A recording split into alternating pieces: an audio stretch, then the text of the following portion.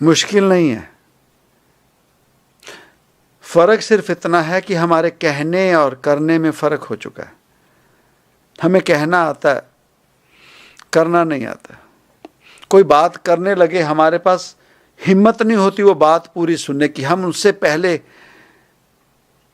पहले उससे हम अपनी बात सुनाना चाहते हैं, तो उसकी बात पूरी भी नहीं होने देंगे। हजम करने की शक्ति तो बाद में आएगी, पहले खाएं तो सही। तो पहले खाना सीखें, और खाना सीखने के लिए पहले वो खाना, वो कैसा खाना हो साध संगत जी? जीव खा रहा है और भीतर निगलने की बजाय यहां से फेंकते जा रहा है बाहर, तो देखने में भद्दा लगेगा और उस खाए हुए खाने का भीतर फायदा भी नहीं होगा। कारण भूख भी नहीं मिटी और गंदे भी हो गए। तो वो जो सुमरन की बात है, वो जो सत्संग की बात है, वो जो रब के घर की बात है, उन्हें हम बस लोगों के लिए बताने के लिए हमें बहुत ज़्यादा जानकारी है। तो वो खाना जैसे खाते खाते जीव बच्चा नहीं होता, थोड़ा सा मुंह से बाहर खाना गिरे तो डांटते हैं, तुझे खाना भी नहीं आता, साफ करने लगेंगे, बेइज्जती करा दी, तुझे कितना सिखाएं, खा नहीं सकता तू। तो कहीं ना कहीं उस रब के घर में हमारा भी वही हाल है, खाना ही नहीं आता। ये फेंक रहे हैं, यहाँ फेंक रहे हैं, यहाँ फेंक रहे हैं। अगर खाना आ जाए तो पेट भर जाता है। उसी तरह से साध संगत जी, सत्संग हमें बाँचना आ जाए, सत्संग हमें खाना आ जाए, हमें हजम करना आ जाए, सुमरन हमें खाना आ जाए, हजम करना आ जाए, तब देखें जीवन क्या होता है। और पता नहीं कितना नरक देखना है हमने, रोजाना रोजाना रोजाना। कल बच्चे टीवी देखा बच्चे टीवी देख रहे तो अलग अलग गैजेट्स बन गए। कहते जी 15 गैजेट्स यू कैन ओन।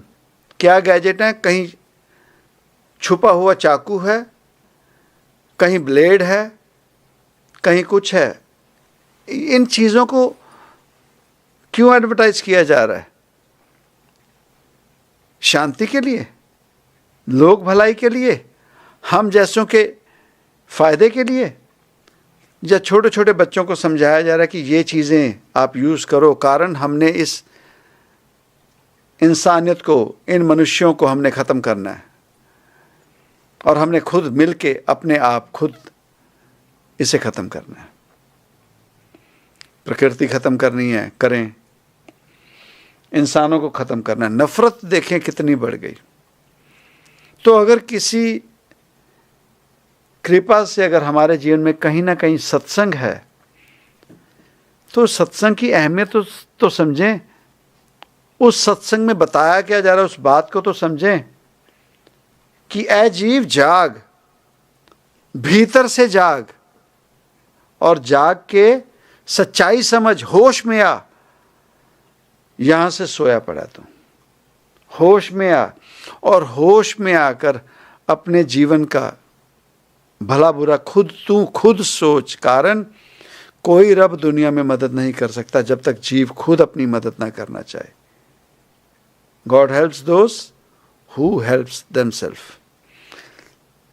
हम खुद ही नहीं मदद करना चाहते अपनी, हम खुद अपनी बर्बादी, खुद अपनी तबाही के मार्ग पे चल पड़े हैं। चलने दें, पर दुख इस बात का कि वो जिनके जीवन में कोई सत्संग नहीं है, वो जिनके जीवन में कोई फकीर नहीं है, वो ऐसे कर्म करें कारण उन्हें कोई बताने वाला नहीं, समझाने वाला नहीं। वो जिनके जीवन में कोई फकीर भी हो और उन्हें ये बातें ना समझाए, माया में उलझाई रखे या अपने पीछे लगाई रखे, वो भी बेचारे क्या करें। पर वो जिन्हें ठोक बजाकर उस रब की सच्चाई के बारे में जानकारी दी जाती कि जीव उठ, उन जीवों का क्या होगा? उन जीवों का क्या होगा? वो कहते हैं ना, कबीर साहब ने, उन्होंने भी कह दिया, फरीद साहब ने, कि दर दरवाजे जाए के, वो जो मंदिर के सामने वो जो घड़ियाल घंटा बजा होता है, जो आता है उसे पीट रहा है, जो आता है उसे पीट रहा है, जबकि वो रब के घर का है। रब के घर के सामने खड़ा है। उनका अगर बिना दोष से उनको पीटा जा रहा तो हम तो दोषी हैं, हम माने या ना माने, तो हमारा क्या हाल होगा। हो तो रहा है, रोजाना हो तो रहा है। काल देखो किस रूप में काम करता है। हमें अगर किसी नेक काम से उसने दूर करना है ना, तो पहले हमारे भीतर वो वास करता है, हमारे मन में। करना कराना कुछ नहीं होता जीवन में, भूल जाओ। करना कराना कुछ नहीं होता, जैसी आस हम जो चाहते हैं वो होता है। हमारे मन से हम हारे हुए हैं। हमारे मन की जो विचार हैं, हमारे भीतर जो पौधा लगा हुआ है, हम नहीं समझ रहे, उसके फल उपज रहे हैं हमारे जीवन में, और कुछ भी नहीं है। ये हमारे कर्म हैं, हमारी जन्मभूमि, धरती हमारी, जिसमें उन कर्मों को हमने जन्म दिया मन के भीतर। तो कुछ भी चीज है पहले मन में आएगी। किसी के साथ रिश्ता तोड़ना है, दूरी करनी है, हमारे मन के भीतर पहले वैसे विचार उठने लगेंगे, और एक दिन वो विचार हमें ओवरकम करके वो रिश्ता तोड़ देंगे। और अगर किसी से रिश्ता बेहतर करना है तो उसके लिए हमारे भीतर वैसे विचार उठने लगेंगे, और हम उस रिश्ते को निभा लेंगे। वही काम हम रब के लिए कर रहे हैं। किसी ना किसी बहाने हम बाहर मुखी हो रहे हैं और उस रब से दूरी कर रहे हैं, और हमारे मन के भीतर आ चुका रब तो है ही नहीं, रब तो है ही नहीं। पिछले हफ्ते की बात बताते हैं। 2-3 साल के बाद किसी प्रियजन से हमारी बात हुई, तो कुछ दुविधा में थे। बच्चे हैं हमारे, हस्बैंड वाइफ दोनों ने कुछ बात की, और 1 हफ्ते के भीतर लाइफ बदल गई, सब कुछ बदल गया। तो कॉल करके बता रहे, बाबा जी ये कैसे हुआ। हम अभी कैसे बताएं कैसे हुआ, आप जानते हो कैसे हुआ। श्रद्धा पहली बात। और फिर जो किसी ने कहा, कहते ना, साध का कहा सहज सुभाए, साध का कहा बिरथा ना जाए। कोई फकीर ने अगर सहजे भी कह दिया, उस पर भी यकीन कर लेना चाहिए। हम तो सहजे क्या, समझाने के बावजूद शंका में रहते हैं, कारण हमारे भीतर कुछ जाने के लिए तैयार नहीं है। हम भर चुके हैं, और दुविधा ये है, दुख ये है कि हम जिस चीज़ से भरे हैं वो कुछ नहीं, माया रूपी सर्प है। वो हमारे भीतर और कुछ भी नहीं जाने देता, हमारे भीतर। नहीं तो बात कितनी है। कबीर साहब के लिए जब उनके गुरुजी ने एक ही कह दिया, गुरु भी नहीं थे, बस एक फकीर ने, वो तो उन्होंने मान लिया गुरु, उन्होंने तो सेवक माना ही नहीं। उन्होंने सिर्फ इतना कह दिया, उठो राम के कहो राम। और वो सिमरन में ऐसे रुझे